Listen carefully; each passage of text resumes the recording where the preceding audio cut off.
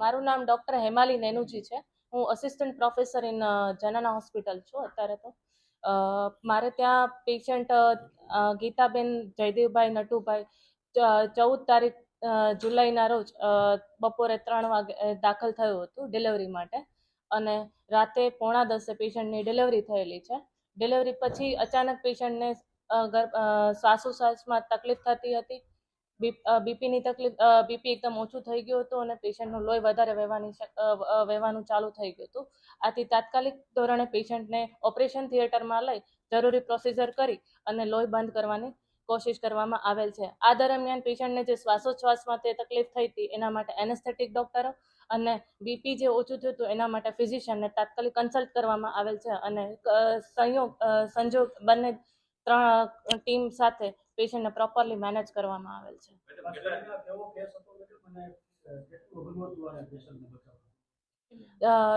જ્યારે પેશન્ટનું normal delivery થઈ ગયા પછી અચાનક બીપી ઓછું થઈ ગયું અને એના જે લોહી એકદમ વહેવા માંડ્યું, એટલે એ ટાઈમે પેશન્ટનો ઓલમોસ્ટ શ્વાસમાં તકલીફ પડવા માંડી હતી, તો એને વેન્ટિલેટર સપોર્ટ પર રાખવું પડ્યું હતું.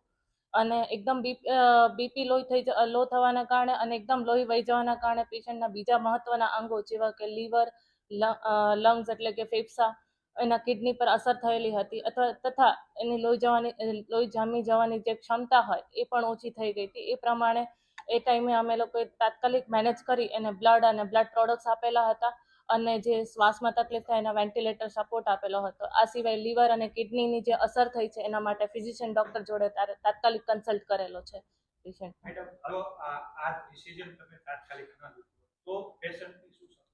અગર જો પેશન્ટનું તાત્કાલિક ડિસિઝન ના લેવામાં આવ્યું હોત તો પેશન્ટના કદાચ વધારે લોહી વહી જવાની શક્યતા રહે, અને અચાનક ખબર પણ ના પડે અને થોડા જ પળોમાં એનો બીપી લો થઈને એનું મૃત્યુ થવાની શક્યતા વધી જઈ શકે છે, અથવા તો ઓર ક્રિટિકલ થઈ શકે છે. આવી પેશન્ટ મતલબ તમે 30-40 પેશન્ટ જુઓ ત્યારે અચાનક પીપીએચ છે કે અચાનક લોહી વહી જવાનું શક્યતા હોય, એકાદું પેશન્ટ જે નોર્મલ હોય અને અચાનક પીપીએચ થવાની શક્યતા જોવા મળતી હોય છે. અરાઉન્ડ 15-20 લોકોએ એક સાથે મેનેજ કરેલું છે આ પેશન્ટ. તેમાં ગાયનેકની ટીમ પણ આવે છે, એનેસ્થેટિસ્ટની ટીમ પણ આવે છે, ફિઝિશિયનની ટીમ પણ આવે છે. ક્રિટિકલ કેર વાળો જે પાર્ટ છે ફિઝિશિયન વાળા મેનેજ કરેલો છે. અરાઉન્ડ જો પેશન્ટનો આઈસીયુ સ્ટે ગણીએ, ઓપરેશન થિયેટરમાં જે મેનેજ કર્યો હોય એ સાથે એનો 8-10 લાખનો ખર્ચો આવવાની થોડી શક્યતા છે પેશન્ટ.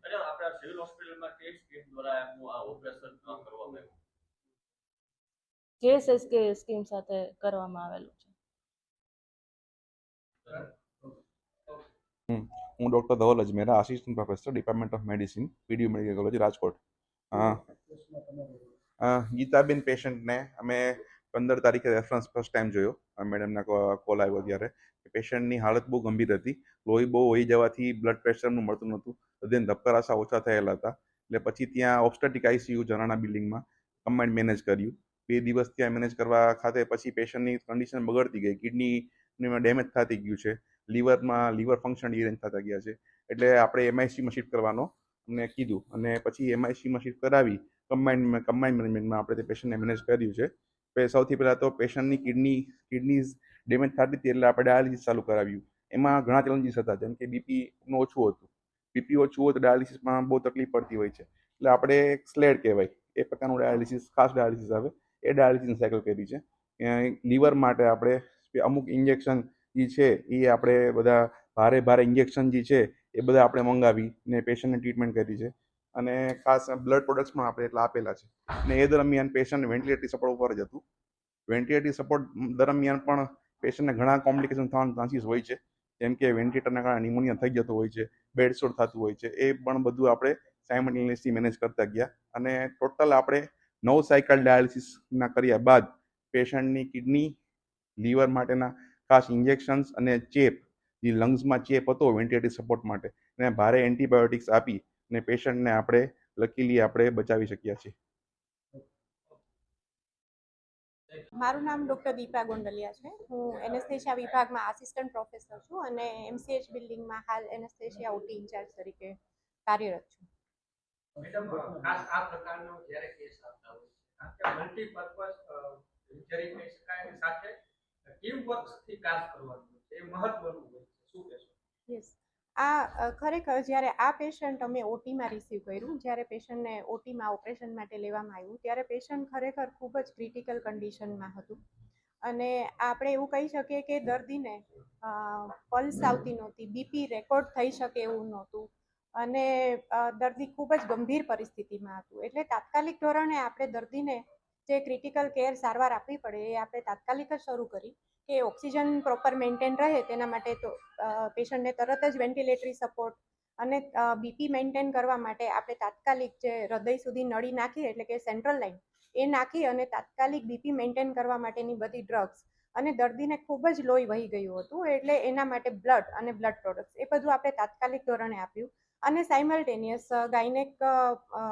ગાયનેકોલોજીસ્ટ દ્વારા જે ઓપરેશન માટેનું જે મેનેજમેન્ટ કરવામાં આવે એ એમનો પાર્ટ છે, એ લોકો સંભાળતા હતા. અને સાથે સાથે આપણે પેશન્ટના વાઇટલ કન્ડિશન જે મેન્ટેન કરવાનું હોય એ આપણે એનેસ્થેશિયા દ્વારા સંભાળવામાં આવતું હતું. અને આ જે સમય છે કે જ્યારે વાઇટલ્સ ઓર્ગન્સ છે એને લોહીનું સર્ક્યુલેશન એ બરાબર મળતું રહે, એ સમય સાચવવો ખૂબ જ જરૂરી છે. અને લકીલી અમે એ સાચવી પણ શક્યા અને પેશન્ટે રિસ્પોન્સ પણ આપ્યો. અને આ જે ઓપરેશન પૂરું થઈ ગયા પછી પેશન્ટને આઈસીયુમાં આપણે 2 દિવસ માટે ઓબ્સ્ટેટિક આઈસીયુમાં રાખવામાં આવ્યું, અને ત્યાર પછી મેડિસિન વિભાગમાં કમ્બાઇન્ડ કેરમાં ટ્રાન્સફર કરવામાં આવ્યું. અને combined management of medicine department, anaesthesia department અને ગાયનેક ડિપાર્ટમેન્ટના સહયોગથી આપણે આ પેશન્ટને પ્રોપર સારવાર આપી શક્યા છે. અને લકીલી પેશન્ટે રિસ્પોન્સ પણ આપ્યો છે. અને આવા પેશન્ટ જે રિસ્પોન્સ આપે છે એ જ અમને સારું કામ કરવા માટેનો ઉત્સાહ પણ આપે છે.